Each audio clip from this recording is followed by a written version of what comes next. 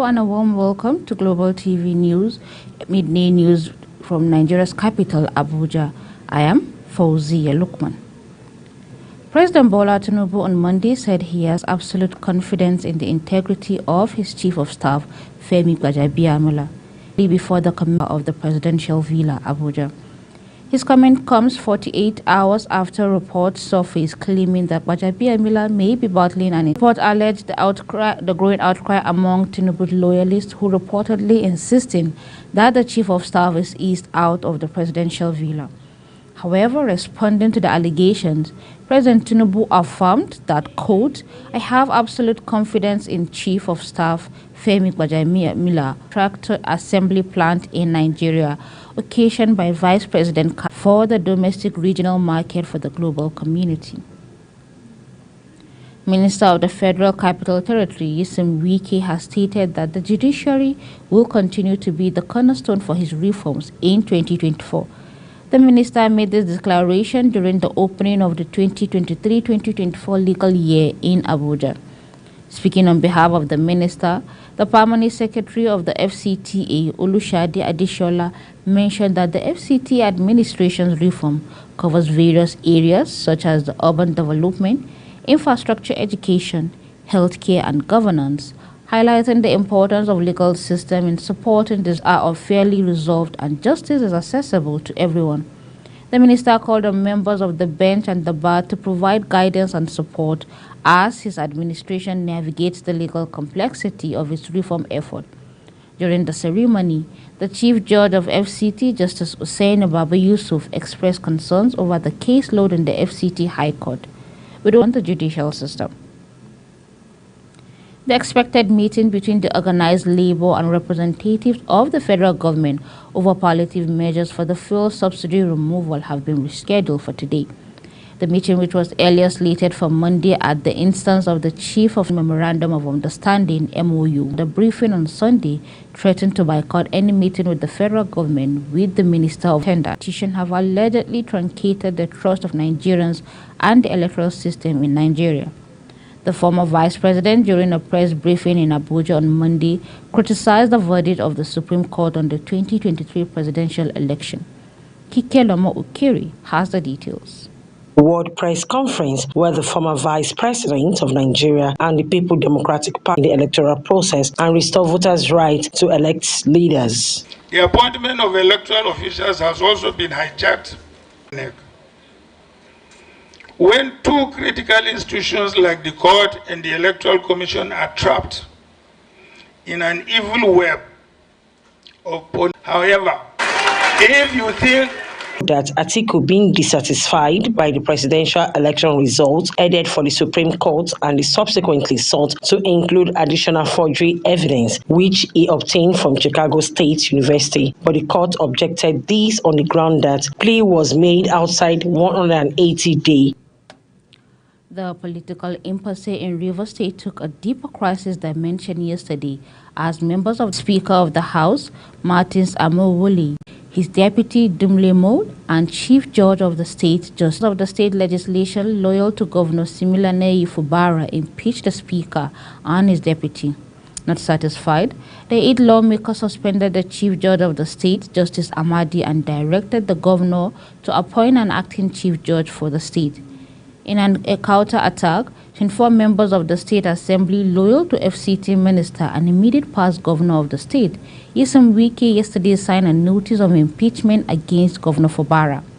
Meanwhile, the 8 lawmakers who sat in one of the buildings in Government House, Port Harcourt, elected the impeached leader of the House, Edison Ehie, as the new Speaker. Governor Fubara and the chairman of the National Youth Council of Nigeria, NYCN, in Rivers State, Chijoke Ihon, congratulated Ehie, who was Deputy Speaker at the 9th House of Assembly, on his emergence as the Speaker of the House.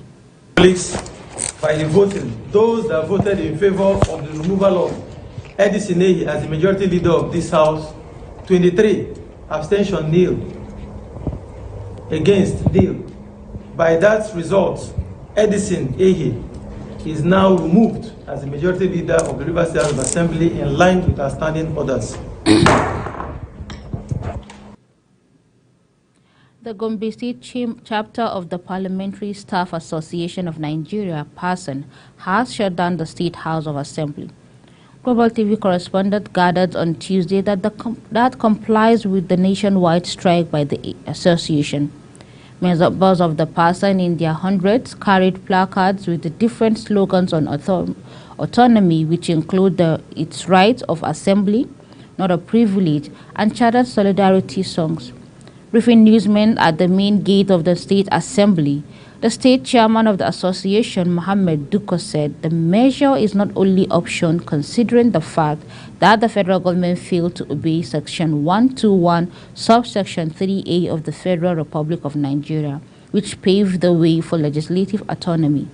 According to Duko, the assembly will remain closed indefinitely and all staff of the assembly would remain at home. Also speaking, the State Secretary of the PASAN, Aminu Aliyu, Assembly is in line with the directives given by the national body in response to the failure of the federal government to implement financial autonomy granted to the Houses of Assembly. Governor Babagana Zulum of Borno State has expressed the fear that Boko Haram and ISWAP terrorists may continue to maintain the country if proper security steps are not taken to forestall the recruitment of young children into terror groups. He spoke when the new governing board and management of the Northeast Development Commission paid him a courtesy visit in Maiduguri on Monday. Zulum lamented over 1 million Borno residents displaced by Boko Haram have yet to be resettled and sought the support of the NEDC to return them to normal life. The governor also called on the NEDC to key into his administration reconstruction, rehabilitation and resettlement program, which aimed to resettle the IDPs and close down IDP camps. Earlier, the managing director of NEDC, Mohammed Al-Ali, presented the governor a check of 2 billion naira as the commission's donation to the traders of the just reopened Maiduguri Monday market to enable them to restart their businesses following the outbreak that ruined the market. The Nigerian Meteorological Agency, NIMET, has predicted sunny and thundery weather conditions from Monday to Wednesday across the country. NIMET's weather outlook released in Abuja predicted sunny skies over the northern region on Monday, with prospect of thunderstorms over parts of Taraba during the afternoon and evening periods. According to it, sunny skies with patchment of cloud are anticipated over the northern central region with prospect of thunderstorms over part of the FCT, Benue, Nasarawa and Kogi State during the afternoon and evening hours. Cloudy skies with spells of sunshine are expected over the southern region with prospect of morning thunderstorms over parts of Cross River, Bayelsa, Rivers, and Akwa Ibom. Isolated thunderstorms are expected over the parts of Osun, Oyo, Ebonyi, Ekiti, Ondo, Edo, Imo, Anambra, Enugu, Abia, Lagos. Particles presently in the suspension in the atmosphere, urging individuals with respiratory ailment to protect themselves as the current dusty weather condition could have adverse effect on practices and other related offenses. Commission ICPC Clifford Okudiri Okparadu has resumed office, taking over from Professor Musa Usman Abubakar. In a brief handover ceremony witnessed by management staff of ICPC, Okparadu expressed his appreciation to Professor Abubakar for facilitating a smooth transition and stated his desire to hit the ground running. The new secretary urged all staff to form a bond of cooperation and support in order to surmount challenges as they may rise during the course of duty. According to him, working in the ICPC is a national call that requires honesty, mutual respect, and partnership to take the commission to greater heights. Similarly, the Independent Corruption Practices and Other Related Commission, ICPC, University of Calabar, UNICAL, for alleged gross misconduct against some of his students. In charge, ICPC, in arrangement in the senior lecturer on the 4 counts charge bordering on sexual harassment, official corruption and abuse of office contrary to Section 8, 18 and 19 of the Corruption Practices and Other Related Offences Act 2000. Professor Ndifong will be arraigned in court on a date given by the court as it has earlier been reported that ICPC, in collaboration with Department of State Services (DSS), has on 4th of October 2023 arrested Professor Ndifong in Calabar, Cross River State, after shunning several invitations extended to him. You're watching Global TV Midday News, coming to you live from Nigeria's capital, Abuja. We are on StarTimes. Foreign aquatic species threat to blue economy.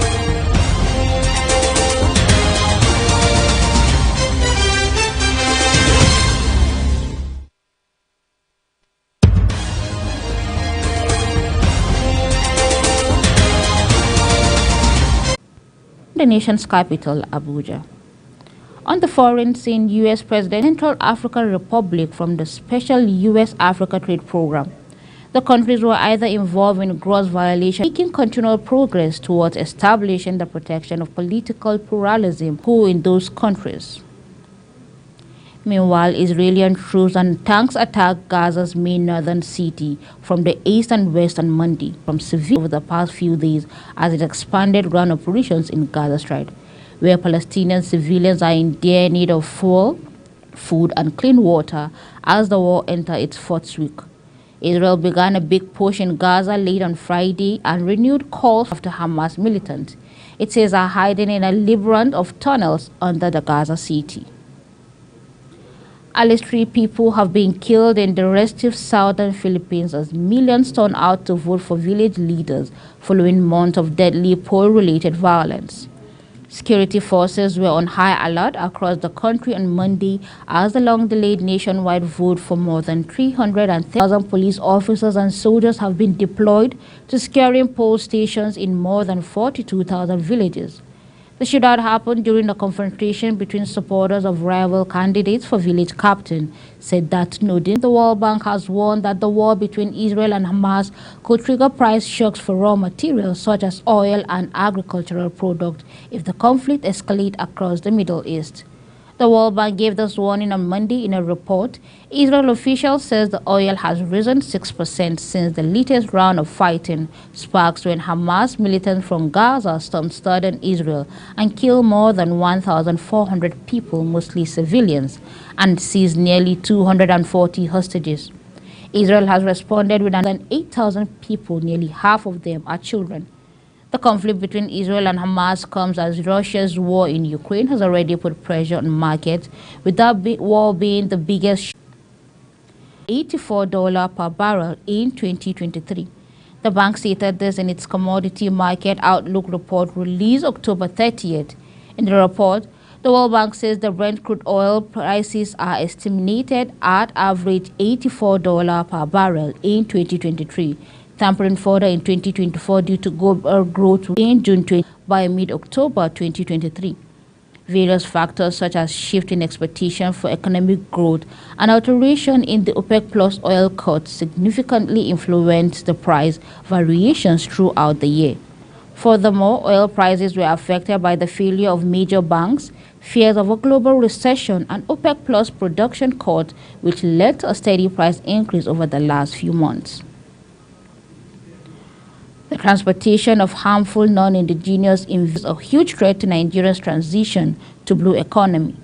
The Nigerian Maritime Administration and Safety Agency, NIMASA, on Monday said, speaking at the opening ceremony of the 3-day workshop on the transfer of environmentally sound technologies project for partnering countries in Lagos. The Director General of NIMASA, Bashir Jamo, says by falling in cause environmental burdens such as low productivity, biodiversity, lower resilience to climate change, and economic burdens, including financial loss due to low productivity. The NIMASA DG says since Nigeria import and export are largely seaborne, the country is inevitably exposed to threats of IAS transfer into territorial waters. The NIMASA boss stated this as a healthy ocean holds healthy future for the country, stressing the need to protect the ocean, seas, and their inhabitants. The African Development Bank, the UN Economic Commission for Africa, and the UN Development Programme are set to jointly host the 2023 African Economic Conference in Addis Ababa, Ethiopia, from November 16 to 18. The conference, to be held in the hybrid format of the United Nations Conference Center, will bring together African ministers, UN partners, development experts, and private sector players to discuss challenges and opportunities for boosting green and sustainable industrialization in Africa. According to the organizers, the COVID-19 pandemic exposed the weakness of African industries and their dependence on foreign manufacturers, especially for medicines and medical supplies. It also highlighted Africa's limited integration into global supply chains. The conference will explore options like integrating into value chains, financing green businesses, public-private partnership, and expanding internal markets to increase self-reliance on basic goods services. A quick look at football. Inter Miami forward Lionel Messi has claimed his 8th Ballon d'Or award, edging out Manchester City striker Erling Haaland and ex-PSG teammate Kylian Mbappe for the top honor. The Argentine captain achieved the crowning glory of his unparalleled career and immediately sent MLS alight with a string of spellbinding performances. Barcelona ladies and Spain star Atiana Bonmati won the Women's Ballon d'Or award, while Erling Haaland won the Gerd Müller Trophy 2023 after firing Manchester City to the treble last season. Haaland won the award for the highest scoring male player in 2022-2023 thanks to the 56 goal he bagged for the City and Norway. The 22-year-old narrowly piped Kylian Mbappe to the prize after the Frenchman scores 55 times for Paris, Saint-Germain, and France. Haaland enjoyed the record-breaking first season at City following his €51 million, equivalent to $62 million move from Borussia Dortmund in the summer of 2022. General Secretary of Nigerian Football Federation, Muhammad Sanusi, has charged the Super Falcons to work as a team and bring their best game to 2024 Olympics qualifier against Ethiopia in Abuja. Sanusi made the assertion after watching the 9-time African champions training session.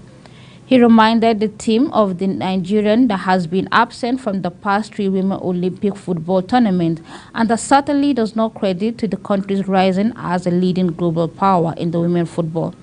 After failing to qualify for the 2016 and 2020 editions of the Olympic in Rio de Janeiro and Tokyo, respectively, he charged the Falcons to book a place at the next year's event in Paris. The NFF General Secretary says the Federation and all stakeholders remain very proud of team and came to you live from the nation's Skype social media platform using @GlobalTV NG and other handles now showing on your screen. On behalf of the producer, Sandra Akwa, and the technical supervisor, Zulaihat Idris,